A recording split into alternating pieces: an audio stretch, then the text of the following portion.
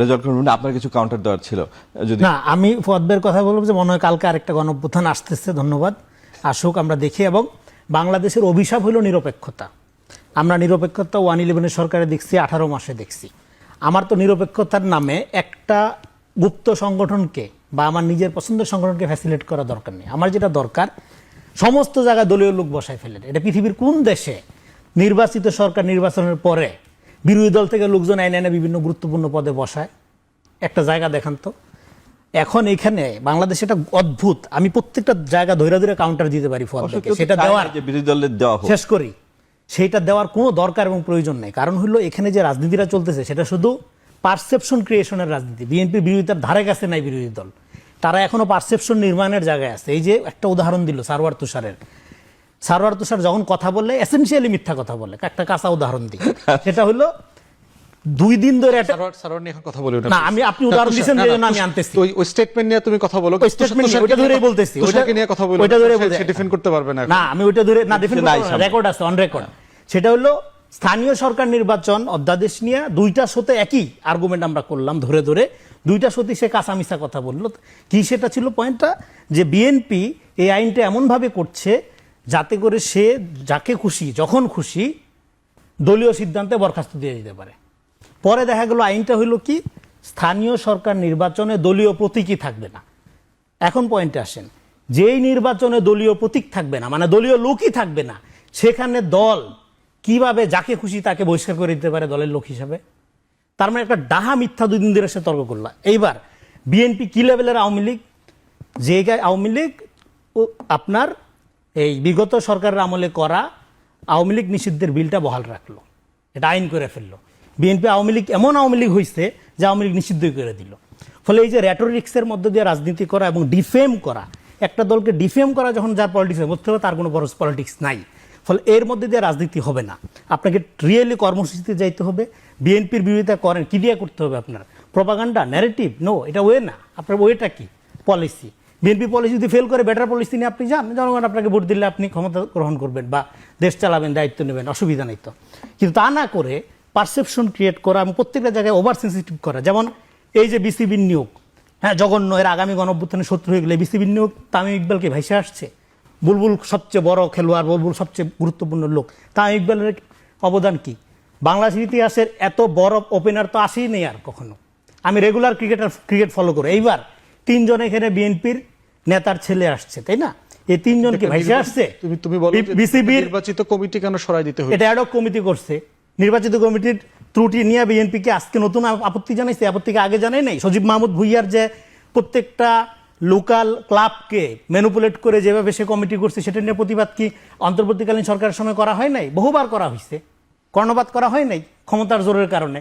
ফলে এখন এটা একটা অ্যাডহক কমিটি করা হয়েছে। সবাই জানে অ্যাডহক কমিটিটা খণ্ডকালীন 3 মাসের জন্য। এবং কাদের নিয়ে করা হয়েছে? বিসিবির নিয়ম হইল, ইভেন আওয়ামী লীগের আমলেও বিসিবিতে এমন কোনো লোক কি কমিটিতে ঢুকতে পারছে যাদের ক্লাব সংশ্লিষ্টতা নাই, খেলার সাথে সম্পর্ক নাই, ক্লাবের মধ্যে ওনারশিপ নাই? এই যে এখানে 11 জনের কমিটির মধ্যে 3 জন বিএনপি নেতার ছেলে আছে, খুবই অন্যায় অপরাধ করে ফেলছে। এবং এই 3 জনের আপনি ট্র্যাক রেকর্ড দেখেন, প্রত্যেকে ক্লাবিংয়ের সাথে জড়িত, প্রত্যেকের ক্রিকেট ক্লাবের সাথে সংশ্লিষ্টতা আছে, শুধু সংশ্লিষ্ট ক্যারিয়ার আছে লম্বা। আমি পার্সোনালি চিনি কয়েকজনকে, 2 জনকে আমি পার্সোনালি চিনি। তো পরে আরেক চেক করে প্রত্যেকেরই যে ক্রাইটেরিয়া বিসিবি স্বার্থের দ্বন্দ্ব যেন তৈরি না হয়, সে কারণে তো দূরে থাকলে অসুবিধা কি ছিল? যদি এটা তো অ্যাডহক কমিটি ভাই, আপনার নির্বাচন হবে, নির্বাচন হলে যাকে সুযোগ আছে নির্বাচন করার, নির্বাচন করে অ্যাডহক কমিটি, এটা 3 মাসের কমিটি, তারপরে নির্বাচন হবে। নির্বাচন করার জন্য বিসিবির ক্রাইটেরিয়া অনুযায়ী, বিসিবির সংবিধান অনুযায়ী যার সুযোগ আছে, আপনার যদি থাকে আপনি নির্বাচন করতে পারবেন, কোনো সমস্যা নেই। তো নির্বাচন তো হবে। ফলে এইটাকেই বিসিবি দখলের একটা চূড়ান্ত প্লট।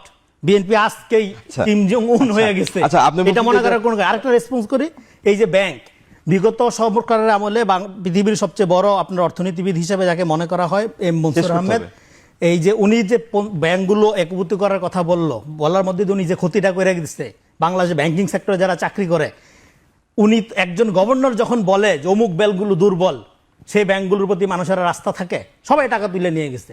সেই ব্যাংক পরে কিন্তু উনি ঠিকই টাকা বরাদ্দ করছে, কিন্তু ততক্ষণে রুগী মইরা ফিট, ধন্যবাদ, সুবিধা করা যায় না। ফলে উনি যে ক্ষতিটা করে গেছিল, সেই ক্ষতিটা এখন যারা দায়িত্ব আছে তাদের কিন্তু পূরণ করতে হবে, না হলে তো।